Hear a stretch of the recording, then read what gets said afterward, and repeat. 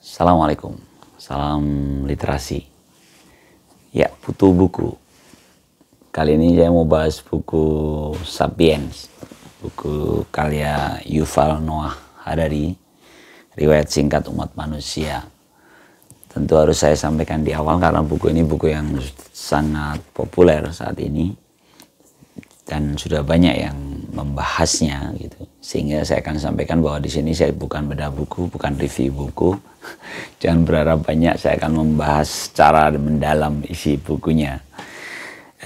Saya cerita tentang apa yang saya pikirkan dan apa yang saya rasakan setelah membaca buku ini. Ada beberapa hal menarik ya. Pertama, ini buku pertama yang saya baca dengan cara tidak sekedar membaca. Jadi ceritanya itu saya menemukan pas beli buku ini, saya nemu audiobook ya, di Spotify oleh Mas Guntur ya. Guntur siapa ya? Mas Guntur. Nanti boleh lah kalau mau dicari audiobook gitu. Nah, itu kebetulan ada buku Sapiens di situ. Nah, akhirnya saya membacanya dengan dua cara. Waktu saya membaca biasa, tapi karena saya berangkat kerja nyambi gitu, naik kereta dengerin pakai audiobook. Jadi beberapa bab itu saya dengarkan, tidak saya baca, karena di audiobook itu detail sekali, persis seperti ini. Dia benar-benar hanya membaca kata-kata persis di buku ini. Jadi ya persis seperti membaca. Saya sangat terbantu. Makasih nih Mas Guntur ya, di audiobooknya. Audiobook Indonesia gitu kalau salah. Nah, kemudian itu yang pertama ya, yang perlu saya sampaikan. Jadi ini buat tips teman-teman yang merasa tidak cukup waktu untuk membaca buku, apalagi buku yang seperti ini 570-an halaman. Tentu, wah kapan saya selesainya gitu. Tenang aja, sekarang banyak cara, banyak yang bisa dipakai, banyak aplikasi yang bisa dipakai. Dan tentu kalau seorang yang menyukai buku dengan kertas sih kayaknya tetap harus ada gini ya, biar lebih seru ya. Apalagi di sini banyak grafik-grafik, banyak gambar-gambar yang memang tidak bisa terwakili dengan hanya mendengarkan. Jadi terus terang saya kombinasi. Buku ini saya baca secara kombinasi. Kemudian ini juga sebenarnya katanya di beberapa teman diskusi yang ngopi bareng bersama buku Bekasi ya. Bekasi Buku Club ya, buku Bekasi, klub buku Bekasi. Kita sering ngopi bareng secara 2 pekanan. Disarankan kalau katanya kalau baca buku ini ya ini Sapiens, kemudian Homo Deus, kemudian yang abad 21 itu. Jadi ada 3 buku yang seru dari Yuval Noah Harari. Oke, itu terkait cara membaca bukunya. Kemudian yang kedua, saya pernah mendapatkan informasi dari teman-teman, hati-hati baca Yuval Noah Harari, apalagi Sapiens, karena di situ dia teori evolusi yang kontroversial itu katanya. Tapi setelah saya baca ternyata bagi saya sih kayaknya nggak ada masalah ya, karena saya dulu di pesantren, benar dari pesantren, dan kebetulan ada satu ustadz ya, almarhum Ustadz Budi Susanto. Beliau secara akademis beliau sarjana biologi, bahkan terakhir sampai doktor ya kalau nggak salah. Tapi doktornya pendidikan kalau nggak salah. Beliau yang mengajar saya biologi ya di pesantren, dan walaupun pesantren tapi kami terbuka dengan pemikiran mengenai teori evolusinya Darwin. Bahkan waktu itu sempat ada dalam satu diskusi itu ada yang ada di kepala saya gitu, justru Darwin, jikapun teori Darwin itu benar, evolusi kita berubah dari waktu ke waktu gitu, maka sebenarnya kan yang dibenturkan dengan agama kan bagaimana dengan Adam sebagai manusia pertama gitu. Nah waktu itu dengan santainya guru saya lah, mungkin saja kan Adam adalah Sapiens pertama, Homo Sapiens pertama gitu. Jadi setelah ada manusia sebelumnya, ya manusia-manusia yang lain kan, kalau di teorinya itu kan diurut ke belakang ternyata banyak manusia purba. Nah di sini juga dibahas ya, Neanderthal, banyak ya. Homo itu Homo itu tersendiri, tapi terus nanti Homo Sapiens itu baru kita. Jadi Homo itu manusia-manusia sebelum kita ada Homo sapiens. Nah, perbedaannya apa di sini dibahas dengan serunya. Nah, jadi kalau saya nggak terlalu ada benturannya, kita bisa paham oke lah Homo sapiens. Karena kalau mau manusia pertama Adam ya sapien pertama gitu, sapien pertama. Itu dari dulu di pesantren sudah sering kita diskusikan gitu. Kebetulan saya ngambil aliyah terakhir itu biologi, sehingga kami sering membahas tentang apa kata Al-Quran ya, dalam tema-tema biologi. Baiklah, itu yang kedua. Yang ketiga, cara menulisnya. Nah, ini beberapa teman mengkritisi ketika setelah membaca, dia tidak tertarik dengan cara Yuval karena Yuval ini kayak mendongeng gitu. Kayak mendongeng. Biasanya kan buku-buku ilmiah itu tentu secara sistematis, akademis gitu ya. Tapi di sini Yuval katanya seperti mendongeng gitu. Dan setelah saya baca, ya emang ada benarnya sih. Gaya dia membaca, seolah-olah tuh kayak memudahkan ketika dia mengangkat satu teori gitu. Dia tidak merunut ini sumbernya dari mana gitu. Dia asal menyampaikan aja gitu.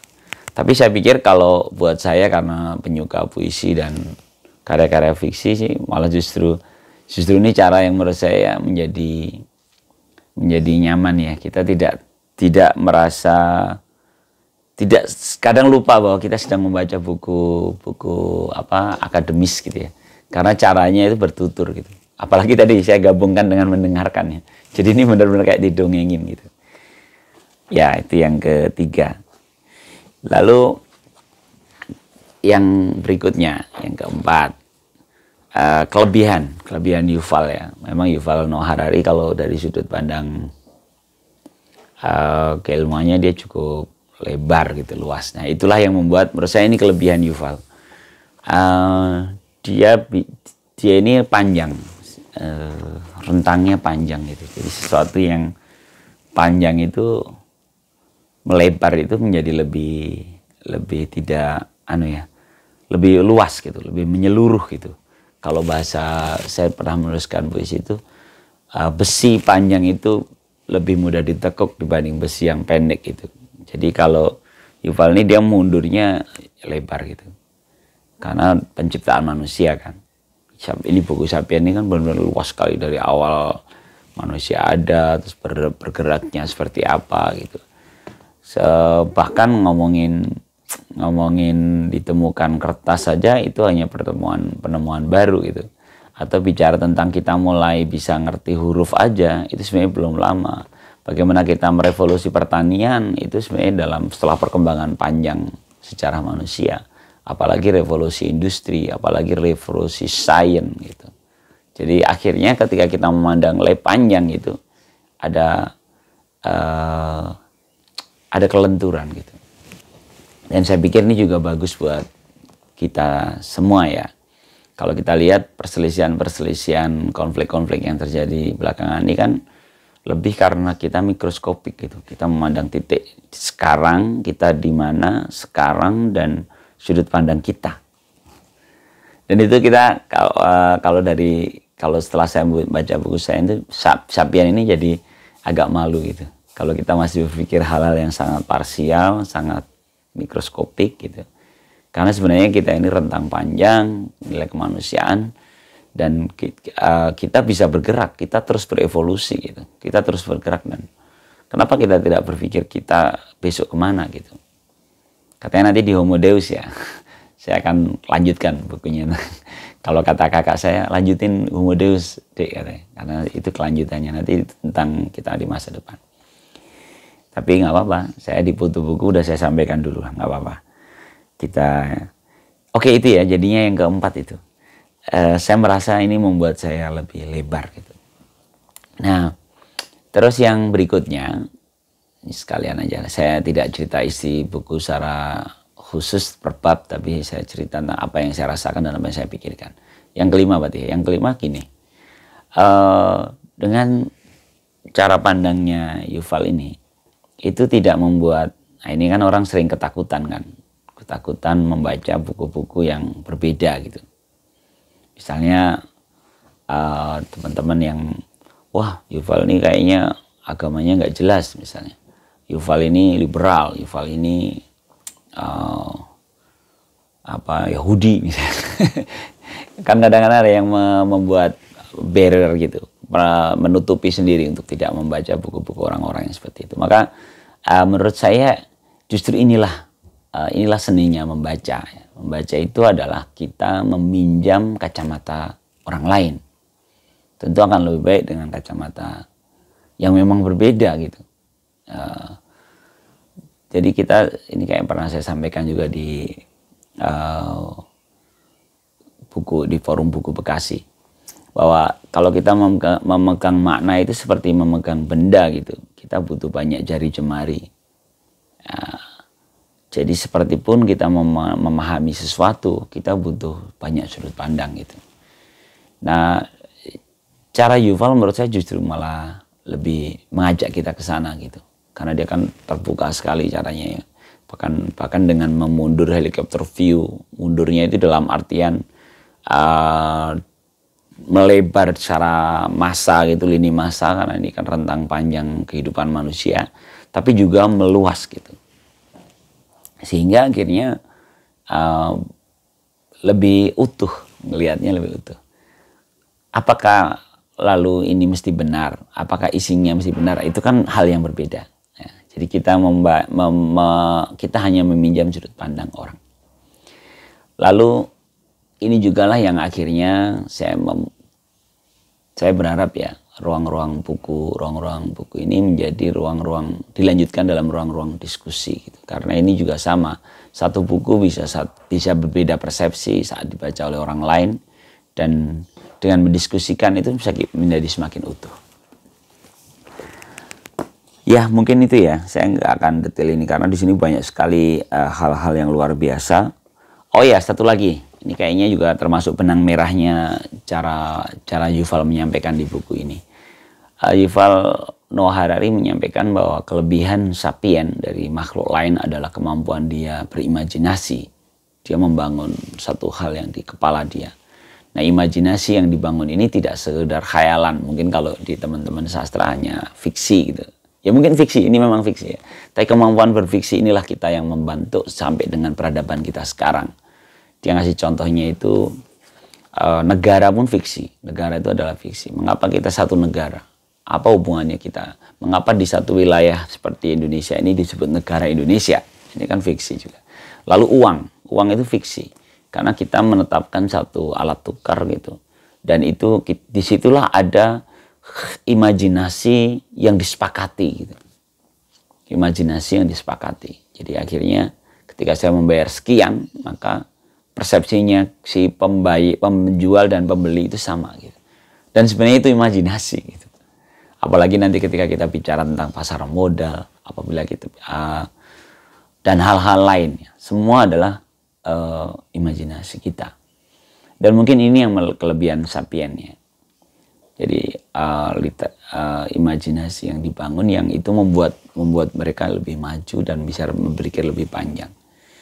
Dan memang akhirnya ada apa namanya, colek seperti pengingat gitu di ujungnya, bagaimana kita nanti akan diakhiri gitu ya, dengan berkembangnya teknologi yang diciptakan manusia, tapi akhirnya berputar bisa jadi akan melukai kita sendiri. Banyak hal-hal yang mengejutkan gitu. Contoh ketika bicara revolusi pertanian gitu. Dari kumpulan orang-orang yang pemburu pengumpul, yang dia berburu lalu dikumpulkan, tiba-tiba menemukan pola makanan yang bisa ditanam gitu. Lalu dia menanam dan bertani, bercocok tanam gitu ya. Selama ini saya berpikir ini adalah proses yang positif gitu. Tapi ternyata kalau Yuval mencolek, hati-hati gitu. Jangan-jangan tubuh kita ini tidak dibentuk untuk itu. Terus bagaimana dengan bumi yang akhirnya terlalu banyak gandum dan padi dan revolusi. Seru-seru pokoknya seru. Kayaknya udah 15 menit ya. Saya coba tetap di 15 menit aja biar bisa diposting di Instagram. Mungkin itu ya. Silakan teman-teman kalau mau baca, ini buku yang sangat seru. Salam literasi. Assalamualaikum.